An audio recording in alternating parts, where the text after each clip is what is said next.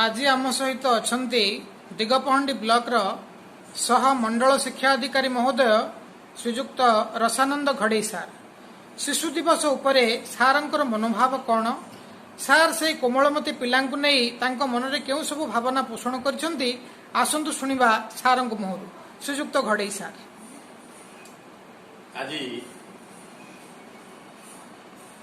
आम भारतवर्षर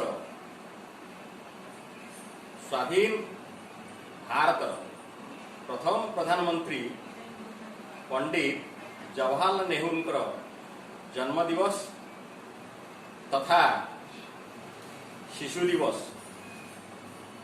आज अगणित भारतवर्षर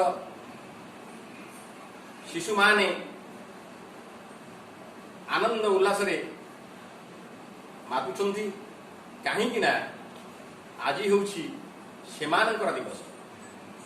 कथारे अछि शिशु हसिले दुनिया हसे, शिशु ए राष्ट्रर भविष्य नागरिक। कथारे अछि गाँ को सुंदर दिशे फूल फल खेत, मंदिर सुंदर दिशे उड़ुथिले नेत, आकाश सुंदर दिशे उईथिले चांद, हस हस शिशु देखी जगत आनंद। ठीक यही कोमलमती निष्पाप शिशु मानकु प्राण भरी भल पाउथिले आमर पूर्वतन प्रधानमंत्री पंडित जवाहरलाल नेहरू, जहांकु खुशी रे अति गेलरे अति स्नेहरे अति श्रद्धारे अति भक्ति रे पिला माने समस्ते डाकुथिले चाचा नेहरू। समस्तंकर से चाचा। से 1899 मसीहा नवेम्बर मास 14 तारिख रे आल्लाबादर आनंद भवन ठारे पिता मोतीलाल एवं माता स्वरूपा रानी को कोल रे जन्म ग्रहण करते। तांकर पूर्वपुरुष काश्मीर रो पंडित थिले, जाति रे ब्राह्मण। राज काउल बोली जड़े व्यक्ति से दिल्ली रो केनाल अंचल रे बादशाहंकर अनुमति मागी बासस्थान निर्माण कर तांको समस्ते राज नहर नहर बोले हिंदी रो शब्द आकु उड़िया रे केनाल बोली कह जाए। से केनाल अंचल रे बसवास करुथिबारु तांको हिंदी रे नाहर बोली कहला। आस्ते आस्ते राज नाहर कालक्रमे अपभ्रंश होई ताहा राज नेहरू नाम रे से परिचित। पिता मोतीलाल नेहरू, माता स्वरूपा रानी, उनकर एकमात्र पुत्र थिले पंडित जवाहरलाल नेहरू एवं तांकर एकमात्र भगिनी थिले पंडित विजयलक्ष्मी। पिलादिने से एते सुंदर देखा जाउथिले जे तांका पिता मोतीलाल नेहरू तांका खुशी रे जौहर बोली डाकिले। जौहर अर्थात रत्न। से सते जेमिति गोटे रत्न से वंशर शशिगला भई बढ़िया को लगिले। अति सुंदर चेहरा, विचक्षण बुद्धि,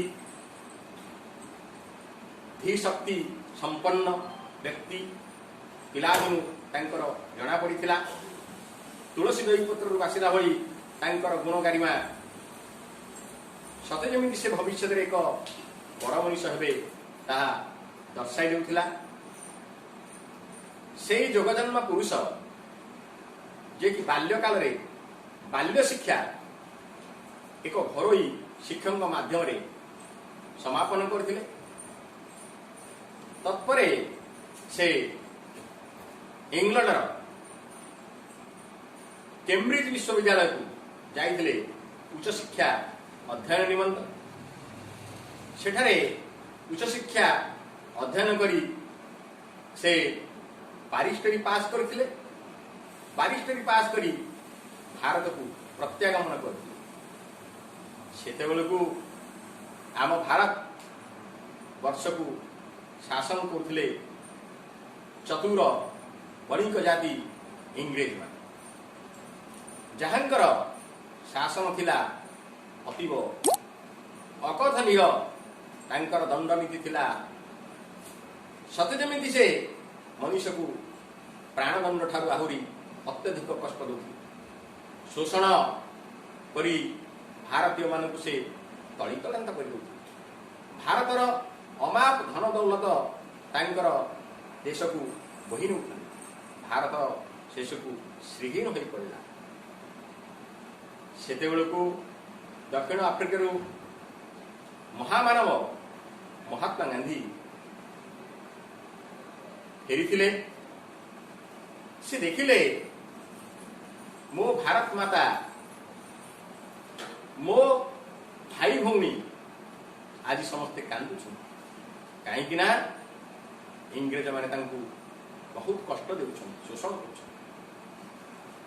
से मने मने ठीक कले जे मो भारत माता को निश्चित भाव में पराधीन श्रृंखल मुक्त कर। सेथिपाई से सत्य आ अहिंसा नीति आपणैले। से सत्य अहिंसा नीति रे भारतीय मान एकजुट कले। जिते जवाहरलाल नेहरू आस देखिले भारत में यही भली जड़े व्यक्ति जे कि सत्य अहिंसा बल समस्त को एकत्रित कर निकट से चलीगले एवं तांकर व्यवहार तांकर चालीचलन तांको मुग्ध कर देथिला एवं से महात्मा गांधी पट शिष्य हो जाते। से पंडित जवाहरलाल नेहरू जी की परम बीतशाली परिवार जन्म ग्रहण करथिले। चाहिए से उच्च पदवी रे भूषित हो पारि थांते, बड़ चाकरी कर पारि थांते, किंतु ना तांकू ताहा लोभित बा मोहग्रस्त करि पारि नथिला। से चाहिए मु भल रहिले कौन हम।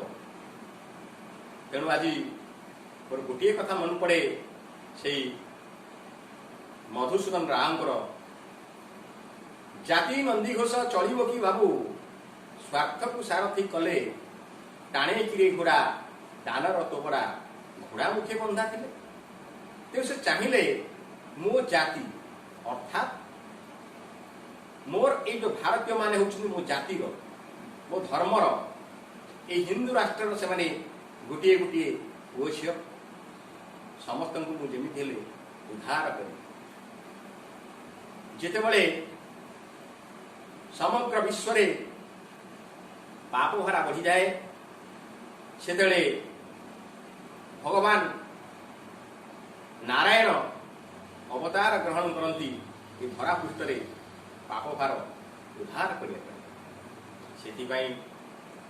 गीतारे अर्जुन को गोटे पद कहते से नारायण श्रीकृष्ण जदा जदा हि धर्मस्य ग्लानिर्भवति भारत अभ्युत्थानम् अधर्मस्य तदात्मानं सृजाम्यहम् परित्राणाय साधूनां विनाशाय च दुष्कृतां धर्म संस्थापनार्थाय संभवामि जुगे जुगे।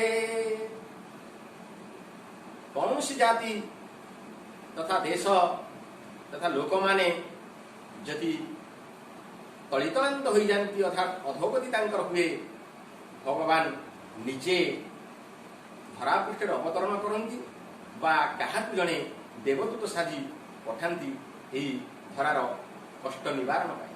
ठीक से हीपरी महात्मा गांधी आसीथिले भारत वर्ष को अनुगामी आसीथिले पंडित जवाहरलाल नेहरू। दुहे अक्लांत परिश्रम कले। अक्लांत परिश्रम बल बहुबार से कारावारण कले। असहयोग आंदोलन आरंभ करी भारत छाड़ आंदोलन पर्यंत से अत्यंत कष्ट सहिले। भारतीय माने मध्य अत्यंत कष्ट सहिले। केते सही शहीद हो गले। सेथिपाई से माने मनरू भी भूली न गले जे भी संग्राम छाड़ले नहीं। शेषकू 1942 मसीह जिते भारत छाड़ आंदोलन से कले डाकरा देले कर अबाम डाकरा देले एवं भारतर उत्तर पश्चिम आड़ू माड़ी आसिले। इंग्रेज माने सेतले भयभीत हो गले एवं देखिले गोटे पटे महात्मा गांधी सत्य अहिंसार डाकरा कोटी कोटी भारतीय एकत्रित संग्राम करने चाहिए आसिले इंग्रेज मान विरुद्ध में। आउ गोटे पटे दिल्ली चलो डाकर चली आसिले से लाल फौज आजाद हिंद फौज जी गठन करते नेता सुभाष चंद्र बोस। शेषकू चतुर बणिक जाति पथवारा है बुद्धि बणा है अकल तांकर गुरुम हो गला कहले आ रही पारिबा नहीं। तेणु भारतीय मान स्वाधीनता टिकक फेरी दे आमे चली गला पूर्व गोटे आम से असुविधा करी गले। कौन कले ना आम राष्ट्र को दुई भाग करदे आम देश को दुई भाग करदे। गोटे भाग है पाकिस्तान आउ गोटे भाग है हिंदुस्तान बा भारतवर्ष। शतकु शत पाकिस्तान माने से माने भारतीय मानकर वंशधर भारतीय मानकर भ्रात सदृश से माने अलगा हो गले एवं आमर है हिंदू राष्ट्र सेटा है मुसलमान राष्ट्र। हिंदू राष्ट्र है मध्य आमर सबु धर्म को समान सुविधा दि जाइए। ये सर्व क्षेत्र में पूरा धर्मनिरपेक्ष राष्ट्र। एतिकी 1947 मसीहा अगस्ट 15 तारीख दिन आम देश भारत स्वाधीन है सत। किंतु शासन केमिति करा जाए कौन करा जाए ताहा जानि न। डॉक्टर भीमराव आंबेडकर अध्यक्षतार एक सांविधानिक गठन पाई एक संविधान सभा गठन करा 2 वर्ष 11 मास 18 दिन समय लगी संविधान प्रणयन करागला। से संविधान नीति नियम अनुसार भारतवर्ष शासन तार चलला। यह संपूर्ण भाव में 1950 मसीहा जनवरी मास 26 तारीख में कार्यकारी कला। से दिन आम भारत एक सर्वबृहत गणतांत्रिक राष्ट्र रूपे परिगणित है। यही मुक्त भारतर स्वाधीन भारतर प्रथम प्रधानमंत्री हेले पंडित जवाहरलाल नेहरू। निजर अक्लांत परिश्रम रे से भारत बाटा को अधोगति उन्नति पथरे आने चेष्टा चले। एक योजना से प्रस्तुति कले ताहा होची पंचवार्षिक योजना। प्रति 5 वर्ष देश में कौन कौन उन्नतिमूलक कार्य हम ताहा एक कमिटी माध्यम स्थिर करागला एवं कार्यकारी करने निष्पत्ति निगला। शिक्षा क्षेत्र में स्वास्थ्य क्षेत्र में गमनागमन क्षेत्र में कारीगरी कौशल विद्या क्षेत्र में इत्यादि इत्यादि कृषि क्षेत्र में शतु शत ये पंचवार्षिक योजना द्वारा भारत प्रगति पथरे आगे आगे आगे चल। जिते बड़े 1945 मसीह द्वितीय विश्वयुद्ध शेष है जापान हिरोशिमा और नागासाकी उपरे परमाणु बोमा गोलाप नामनी एक झील कार दुर्घटन मृत्युवरण कर दिन ठारू से कोट पकेट रे सदा गोटे गोलाप फूल खोसती कारण गोलापर स्मृति पागल कर से जानी जे गोलाप मो कार दुर्घटन मरी जा आत्मा बर्तमान मो आत्मा सहित मिसी जाइए कारण मुझे प्राण भरी भल पाऊँ। तेणु शिशु मैंने तुम्हें भल पाठ पढ़ मन दे पाठ पढ़ प्रथमे तुम्हें पितामाता को भक्ति कर ଗୁରୁଜନ ମାନଙ୍କୁ ଭକ୍ତି କରିବ, ନିଜର ଧୈର୍ଯ୍ୟ ଗୁଣ, ସାହସ, ଶକ୍ତି ଏବଂ ବିନୟ ଭାବ ପୋଷଣ କରିବ ଏବଂ ପିତାମାତାଙ୍କ କଥା ଅନୁସାରେ ଗୁରୁଜନ ମାନଙ୍କ ମାତା ଠାରୁ ବଡ଼ ଦେବତା କେ ସରଗ ରାଇଜେ ନାହିଁ, ତାଙ୍କରି ଆଶିଷ ସହାୟକା ସିନା ବିପଦୁ ତରିବା ପାଇଁ। ପିତାମାତା ଠାରୁ ଯେଉଁ ପିଲାମାନେ ଆଶୀର୍ବାଦ ପାଆନ୍ତି, ଗୁରୁଜୀ ଗୁରୁମାମାନଙ୍କ ଠାରୁ ଯେଉଁ ପିଲା ଆଶୀର୍ବାଦ ପାଆନ୍ତି, ସେମାନେ ନିଶ୍ଚିତ ଭବିଷ୍ୟତରେ ବଡ଼ଲୋକ ହୁଅନ୍ତି। ତୁମେମାନେ ଜାଣିଛ ଯେ ନଡ଼ିଆ ଉପରେ ଟାଣୁଆ ଖପରା, ନଡ଼ିଆ ଉପରେ ଟାଣୁଆ ଖପରା ଭିତରେ ଅମୃତ ସମ, ଗୁରୁ ପିତାମାତା ଭାରି କୋପସିନା ଅନ୍ତରରେ ସ୍ନେହ ପ୍ରେମ। ତେଣୁ ଗୁରୁ ପିତାମାତା ସମସ୍ତଙ୍କ ଅନ୍ତରରେ ଏହି କୋମଳମତୀ ଛାତ୍ରଛାତ୍ରୀମାନଙ୍କ ପାଇଁ ସ୍ନେହ ପ୍ରେମ ଥାଏ, ବାତ୍ସଲ୍ୟ ପ୍ରେମ ରହିଛି। ସେମାନେ କେମିତି ଭଲ ମଣିଷ ହେବେ, ଏ ଜାତିର ଭବିଷ୍ୟତ ବଂଶଧର ସେମାନେ, ଭାଗ୍ୟ ନିର୍ମାତା ସେମାନେ, ତାଙ୍କର ଆମେ ଉନ୍ନତି କରିବା, ତାଙ୍କ ପ୍ରତି ସ୍ନେହ ଦେବା, ତାଙ୍କ ପ୍ରତି ଆମେ ହେଲେ କେବେ ହେଲେ କୌଣସି ନିର୍ଯାତନା ଦେବା ନାହିଁ। ତାଙ୍କ ପାଇଁ କେତେବେଳେ ଆମେ ତାଙ୍କର ଯେଉଁ ମହତ୍ ଗୁଣ ଅଛି, ପ୍ରତିଭା ଅଛି, ତାଙ୍କୁ ଲୋକଲୋଚନକୁ ଆଣିବା, ସେହି ଅନୁସାରେ ତାଙ୍କୁ ଆମେ ଶିକ୍ଷା ଦେବା। ଏହି ଭାରତ ମାଟିର ସୁଯୋଗ୍ୟା ସନ୍ତାନ କରି ଆମେ ତାଙ୍କୁ ଗଢ଼ି ତୋଳିବା। ମୁଁ ଏତିକି କହିବି ଯେ ଏହି ଦେଶର ଯେଉଁ ଭବିଷ୍ୟତ ନାଗରିକ ମାନେ ଆଜି ଫୁଲ କଳିକା ସଦୃଶ ଅଛନ୍ତି। କଥାରେ ଅଛି ଯେ ବଡ଼ ହୁଏ ଯଦି ପୂର୍ଣ୍ଣ ଚନ୍ଦ୍ର ପରି, ଆଉ ନ ପାରିବି ବଢ଼ି, ଫୁଟିଲା ଫୁଲ କି ଫୁଟେ ଆଉ ଥରେ, ଫୁଟେ ପରା ଫୁଲ କଢ଼ି। ତୁମେ ବର୍ତ୍ତମାନ କଢ଼ି ସଦୃଶ ଅଛ, ଫୁଟିବ, ମହକିବ ତମର ବାସ୍ନା, ତମର ଗୁଣ, ତମର କୀର୍ତ୍ତି, ତମର କାର୍ଯ୍ୟଧାରା, ତମର ଆଚାର ବ୍ୟବହାର, ଚାଲି ଚଳନ ସମସ୍ତଙ୍କୁ ନିଶ୍ଚିତ ଭାବରେ ମୁଗ୍ଧ କରିବ।